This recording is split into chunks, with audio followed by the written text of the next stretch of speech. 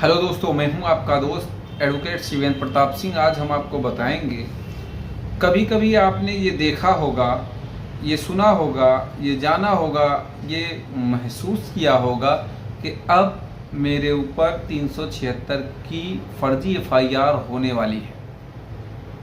या कभी कभी लोग टेंशन में होते हैं कि कहीं मेरे ऊपर फर्जी रेप केस की धारा न लग जाए, अर्थात धारा 376 न लग जाए या वर्तमान समय में धारा 64 न लग जाए, बीएनएस।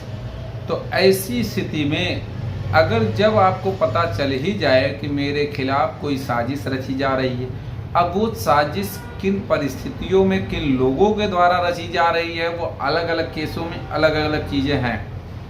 भाई कोई पारिवारिक दुश्मनी है इसलिए रची जा रही है, कभी किसी से मार पिटाई हो गई इसलिए रची जा रही है, कभी आपका पैसे का कोई लेन देन है इसलिए रची जा रही है, कभी आपका प्रेम संबंध है इसलिए रची जा रही, अब ब्रेकअप हो गया है इसलिए रची जा रही है, कभी कोई प्रॉपर्टी का बड़ा डिस्प्यूट है और उस प्रॉपर्टी में आप रोड़ा बन के खड़े हो इसलिए आपको जेल भेजा जा सकता है, ताकि उस प्रॉपर्टी का जो भी विवाद है, डिस्प्यूट है, उसको क्लियर किया जा सके आपको रास्ते से हटाने के लिए।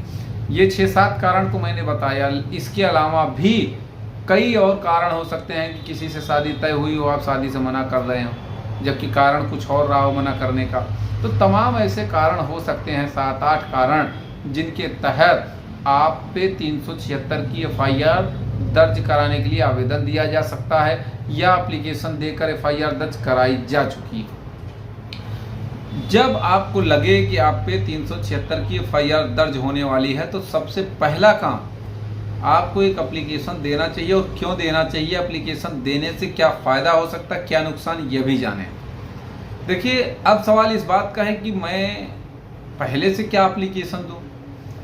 आपको जो लग रहा है कि किन कारणों से किन लोगों के द्वारा मेरे खिलाफ साजिश रची जा रही है, मेरे खिलाफ फर्जी केस लगाए जाने की आशंका है, ये कारण मेंशन करते हुए एक एप्लीकेशन बाय नेम दे सकते हैं। अब चलिए बात कर लेते। कुछ लोग घबराते हैं कि भाई एप्लीकेशन मैंने दिया, हो सकता है बाद में एफआईआर दर्ज हो, पहले एफआईआर का मूड ना हो, लेकिन मैंने एप्लीकेशन दे दिया इसलिए एफआईआर। चलिए ठीक, इसकी भी दवा मैं आपको बता दूं। तो अगर लगता है कि उस लड़की का नाम, उस औरत का नाम बताने से आप पे हो सकता है कि केस हो ही जाए, तो आप एक अज्ञात में एप्लीकेशन दे दीजिए, उसमें उसका नाम पता नहीं रहेगा। आप ये कह सकते हैं कि साजिश रची जा रही है, और किस तरह से एप्लीकेशन लिखना उसके बारे में डिटेल से आप व्हाट्सएप नंबर, सेम नंबर है स्क्रीन पर, फ़ोन कर सकते हैं, कॉल कर सकते हैं, व्हाट्सएप कर सकते हैं, मैं क्लियर कर दूंगा, बता दूंगा। अब सवाल इस बात का है कि एप्लीकेशन देने के फायदे। देखिए, कोई भी अपराध है, अपराध हो जाने के बाद अगर आप पे कोई आरोप लग गया, आरोप लगने के बाद दुनिया कहती मैं निर्दोष हूँ, लेकिन क्या थाना, पुलिस, कोर्ट, कचहरी मान लेगी? भाई आपसे सवाल ये करेगी कि अगर तुम निर्दोष थे, तुमने अपराध नहीं किया, या तुम्हारे खिलाफ ये बातें थीं, तुम्हें जेल भेजने की शंका थी, लग रहा था कि भेज दिए जाओगे, तो भाई तुम पहले से कोई एप्लीकेशन देते। आप उल्टा पड़े ना, पहले से दो तो सवाल, ना दो तो सवाल। तो थाना, पुलिस, कोर्ट, कचहरी तो यही कहती ना कि अगर तुम्हें डर था, तुमको कोई परेशानी थी, परेशान किया जा रहा, तुमको एप्लीकेशन देना चाहिए था। फंस गए, पहली बात पे आ गए ना कि क्यों पहले देना चाहिए। अब नहीं देने से क्या होगा, नुकसान भी जान लीजिए।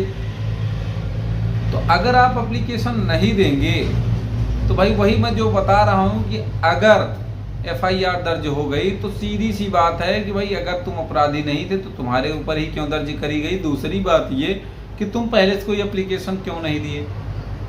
अब फायदे आप समझ लो। भाई फायदा ये है कि मान लिया जाए कि एप्लीकेशन, देखो, महिलाओं से संबंधित अपराध में महिला जो लिखा देगी, जो पढ़ा देगी, वो लिख दिया जाएगा, एफआईआर दर्ज कर ली जाएगी। और अब यहाँ सवाल इस बात का है, तुम्हारे एप्लीकेशन देने के बाद भी अगर लिख गई एफआईआर तो फायदे समझ लो। आपके पास बचने के 1000 रास्ते इसलिए हैं क्योंकि आपने पुलिस को पहले से अवगत कराया था इस एप्लीकेशन के माध्यम से कि साहब, हम, आप कह सकते हो कि साहब हमने तो पहले एप्लीकेशन पुलिस को दिया था लेकिन कोई कार्रवाई नहीं हुई, कि हमारे खिलाफ ऐसी साजिश रची जा रही है, और बाद में ये देखिए एफआईआर हो भी गई।